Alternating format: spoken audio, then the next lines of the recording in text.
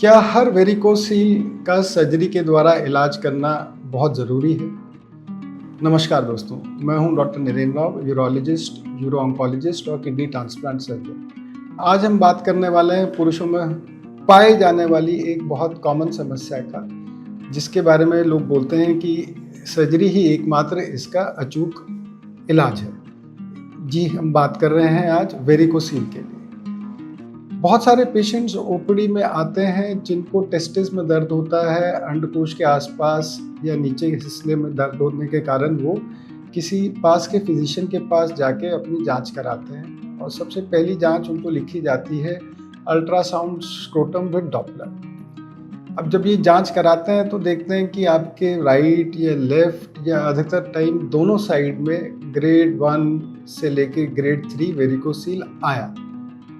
जब आपको वेरिकोसील आता है तो सलाह दी जाती है कि अब आप जाके यूरोलॉजिस्ट से मिलिए और इसकी सर्जरी कराइए।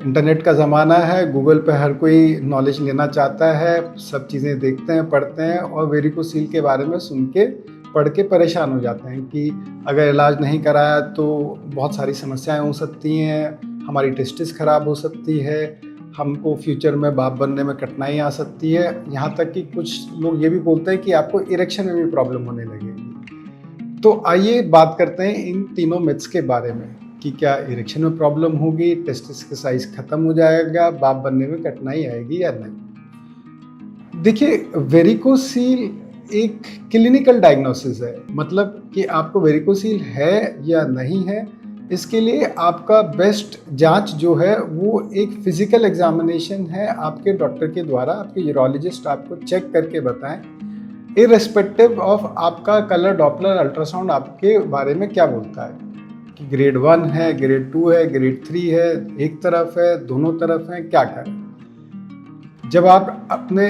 टेस्टिस के दर्द या किसी कठिनाई के लिए यूरोलॉजिस्ट से मिलेंगे तो वो सबसे पहले आपका फिजिकल एग्जामिनेशन करते हैं। पहले आपका लिटाकर आपके दोनों टेस्टिस फील करते हैं, देखते हैं कि आपको कोई हर्निया, हाइड्रोसील वगैरह की कोई कठिनाई तो नहीं है।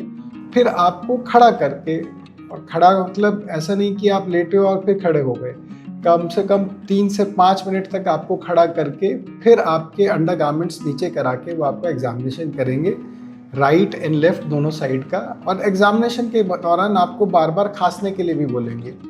तो हर्निया और वेरिकोसील ये एक ऐसी कुछ कंडीशंस हैं जो कि काफ़ी लंबे टाइम तक खड़े होने पर और खांसी करवाने के बाद एग्जामिनेशन में ही आपके यूरोलॉजिस्ट बता पाएंगे कि क्या आपको वेरिकोसील है, और है तो क्या उसको सर्जरी की ज़रूरत है या नहीं। देखिए, वेरिकोसील की सर्जरी की ज़रूरत तब पड़ती है जब आपको ग्रेड 4 वेरिकोसील है, जो कि खड़े होने पर आपके एग्जामिनेशन में एक नसों का गुच्छा, डायलेटेड वेन्स जिसे बोलते हैं टेस्टिस की, वो सामने आपके स्क्रोटम पे, आपके अंडकोश के ऊपर की खाल में नज़र आ रही है, या फिर खांसी करने पे वो आपके यूरोलॉजिस्ट फील कर पा रहे हैं या नहीं। इस वेरिकोसील का इलाज सर्जरी के द्वारा किया जाता है, खास तौर पे उन पेशेंट्स में जिनमें ये लंबे समय तक होने के कारण आपके टेस्टिस में दर्द कर रही है, भारीपन का लगातार आपको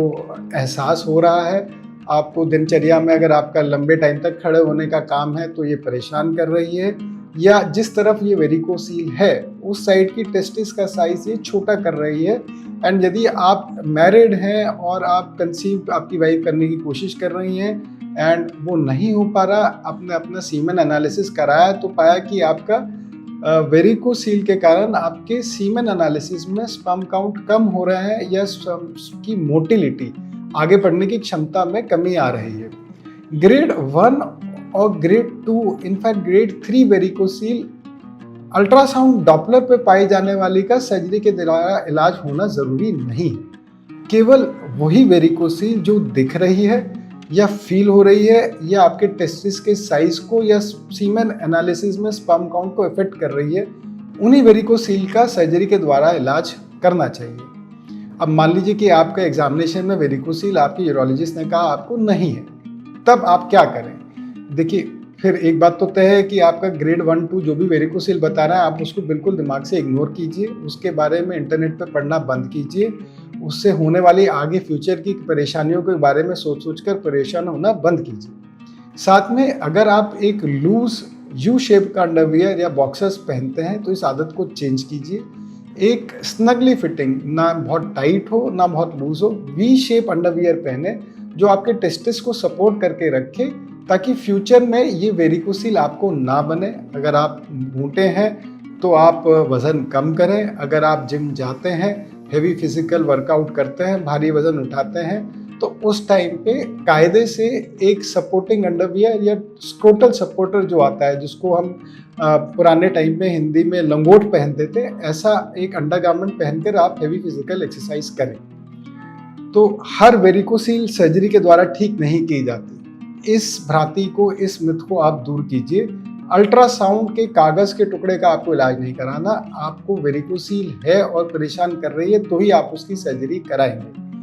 तो ये थी जानकारी, क्या हर वेरिकोसिल सर्जरी को हम सर्जरी के द्वारा ठीक करते हैं या नहीं। तो अगर आपको ये वीडियो अच्छी लगी तो इसको लाइक करें, अपनी फैमिली फ्रेंड्स के साथ शेयर करें और हमारे चैनल को सब्सक्राइब करें, ताकि ऐसी इम्पॉर्टेंट इन्फॉर्मेटिव इन्फॉर्मेशन आपको समय समय पर मिलती रहे। Thank you.